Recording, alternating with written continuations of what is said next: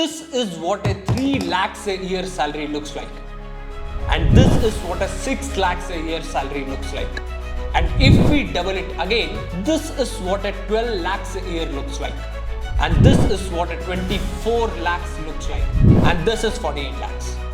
Now, let's round it up. This is what a salary of 1 crore rupees looks like. About 47% of people in city like Bengaluru live on a salary of rupees 3 lakhs or less per year. And about 0.015% of people live on a 1 crore package per year. And this is called income disparity. So, in this video, I want to compare the lifestyle of a person who makes this much money versus this much money and everything in between. And the reason we are doing this is because a rising problem in India. You see this line, it keeps going up and up and up, and this is a big problem. Okay, let's start with 3 lakh rupees. What can we do?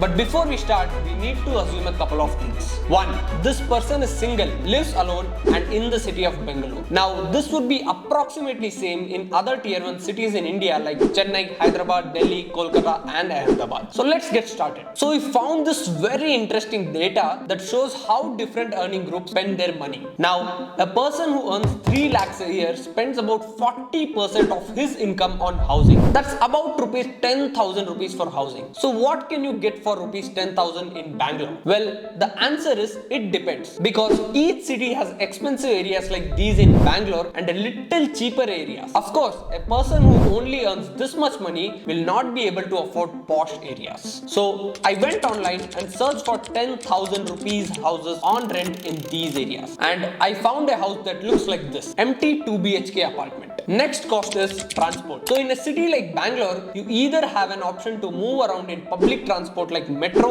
or the bus, or you can own a two-wheeler. Now, let's just assume that this person already has a bike, because most people in Bangalore have a bike that looks something like this. Then you would be spending 3,500 on transportation, which is basically your fuel, vehicle insurance and maintenance. And this comes up about 15% of your income. Well, this doesn't include vehicle breakdowns and heavy maintenance costs. Next category is food, which includes both groceries and eating out. Well, of course, in this price range, you'll not be able to afford any restaurants for that matter. Your eating out would primarily include roadside food carts and mess. It would come up to rupees 6,000 for food. Now, most people assume that people in this price range would eat at mess and food carts all the time. But the average order value at these places would be about 100 rupees. And when you multiply that with 3 times a day for 30 days, it would come up to 9,000 rupees, which would go out of budget. So, we need groceries for at least 20 days while always looking for discounts, and this would be primarily including rice, basic dal and very few vegetables, mainly onions, potatoes, tomatoes, basically cheaper produce, and almost no fruits other than maybe a few bananas, while always checking at the price tag. No eating out at restaurants, even for special occasions. So he has basically covered his basic necessities: food, shelter and transportation. But still a lot of expenses left, like health. He would be spending about 5% of his income on medicines and consultations. This is one of the big reasons why people in this income bracket live much lesser years compared to rich. Now, when we add up all these expenses, it comes to 21,000 rupees. But there's still essentials like mobile recharge, electricity and water bills and clothing that still remain. And if we include all this, it doesn't add up. Things like entertainment, fitness, travel are not feasible at all. And there is no emergency fund, and you'll not be able to afford any unexpected repairs on your bike, or any other unexpected expenses will be a major setback. They'll basically have to join a huge number of Indians who are in debt, or will have to live with their parents, or take up a second part-time job like Zomato delivery or trainer at a gym to make ends meet. Now, I'm super excited about this video sponsor, Jelly.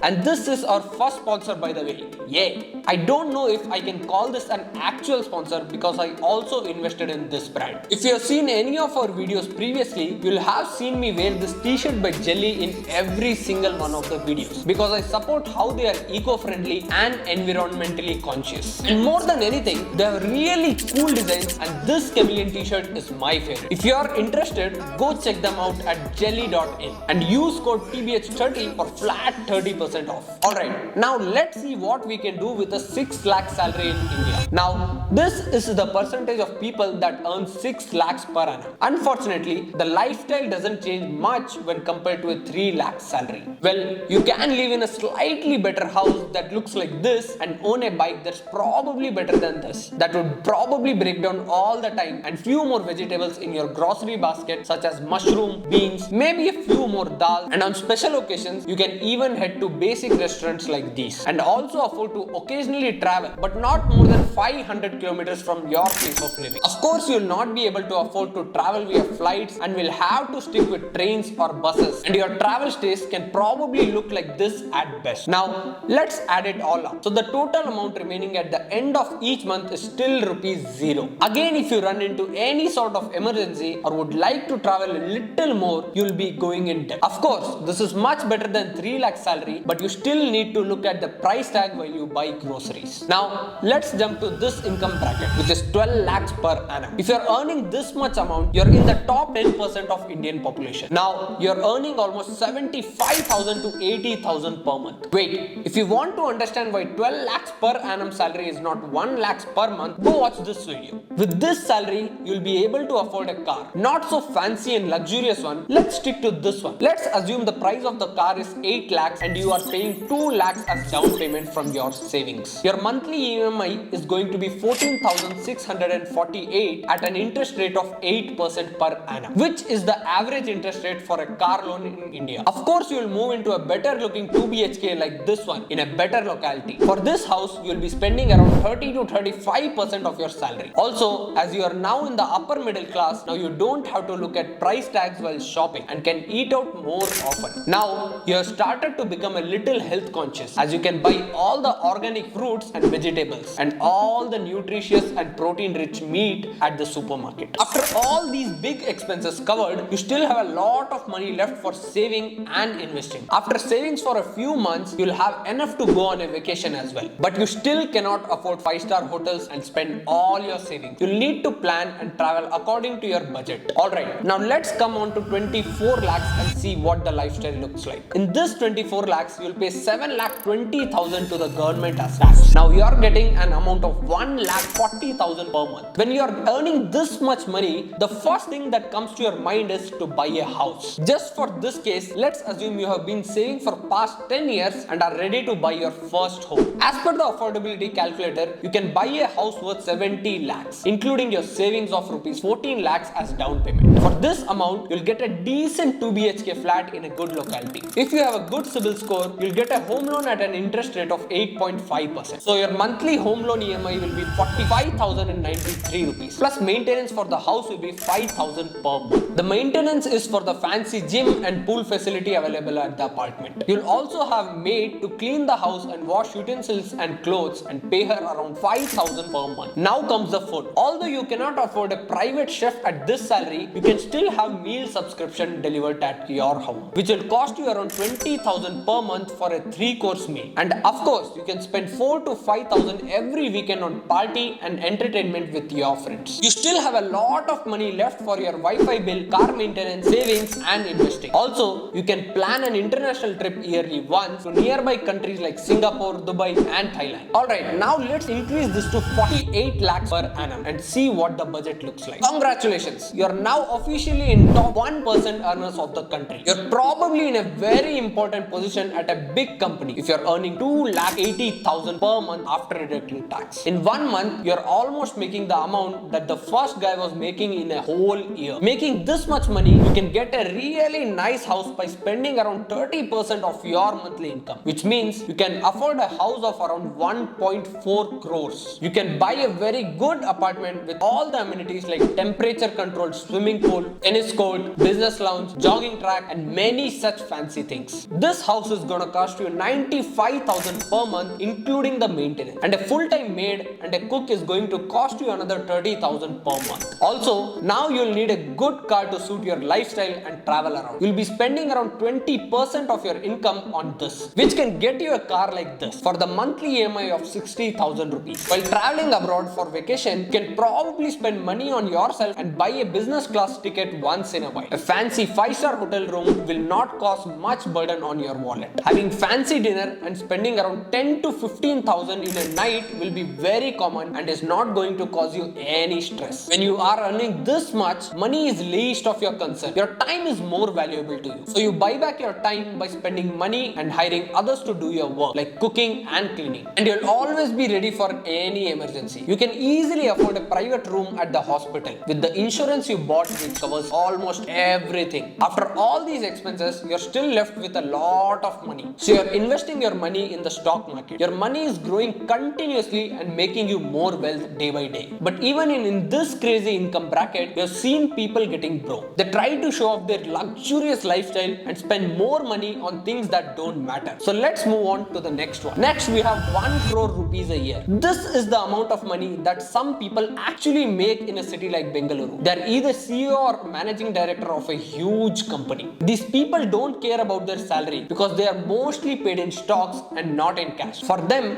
their net worth is more important than the salary they receive in their bank account. It is actually beneficial for you if you receive most of your salary in stocks because you don't have to pay tax on it. You will have to pay tax only when you sell those stocks for cash. There are many ways to avoid that tax too, but let's not get into that. So let's see what you can afford with this huge amount of income. This has a private pool, your personal gym room and a jacuzzi too. And getting around the city is easy for you now. You have a couple of cars, one sports car for weekend, one comfortable luxury car for daily travel. Also, you have a personal driver now whom you pay 40,000 per month and he drives you to work or wherever you like. This is worth it because it saves you time. And when you travel, you don't like to fly in anything below business class, whether it's your work travel or vacation. And to stay, you only prefer a private suite in a 5-star hotel where you have staff available at your service 24/7. And food, you have a private chef now who prepares all the gourmet food you like at your disposal. And whatever you need is always available in your fridge. You only go shopping sometimes to amuse yourself. All your savings and wealth is managed by your fund manager and it is growing at a steady pace so that you can buy your own farmhouse in Goa in the next few years. And going out to eat is like a walk in a park because you have access to almost every elite club in Bengaluru, which gives you reservation to all the luxury restaurants and clubs in the city. All this seems fun and affordable for a person who is earning 1 to 2 crores a year. But here's the problem. The amount that the first guy makes in a whole month, the last guy is making in an hour. You might think, so what? That's just how things are, right? Imagine you're playing a game where one player gets all the strongest characters with the latest weapons, while everyone else on the other hand has to use normal characters without any special power. Doesn't sound fun, right? And it definitely is not fair. That's kind of what's happening in our economy. When most people are struggling just to buy food and pay rent, they can't spend money on other things. And when people are not buying stuff, businesses can't grow and they can't hire more workers. It's like a big cycle that keeps going round and round. But it's not just about money. When some kids can go to fancy schools and others can barely afford books, it becomes really hard for those at the bottom to ever catch up. Take a look at this graph. See how the line for top 1% keeps going up and up. That means a tiny group of people have more money than they could ever spend, while lots of others are struggling to get by. This trend shows that the economy is changing in a way that makes the rich even richer, leaving less for everyone else. When a large portion of the population struggles to meet basic needs, it reduces overall consumer spending and economic growth. The economy becomes overly dependent on the consumption patterns of a small, wealthy elite class of people. So what can we do about it? Well, that's the tricky part. We need to find ways to make sure everyone gets a fair chance. This could mean things like making sure all kids get good education, helping people learn new job skills. Addressing this problem is crucial for India's long-term economic health and social stability. The challenge now is to bring these different Indias closer together to create a country where hard work pays off for everyone. If you found this video interesting, smash that like button and don't forget to subscribe. Drop a comment on what are your thoughts about this. Until next time.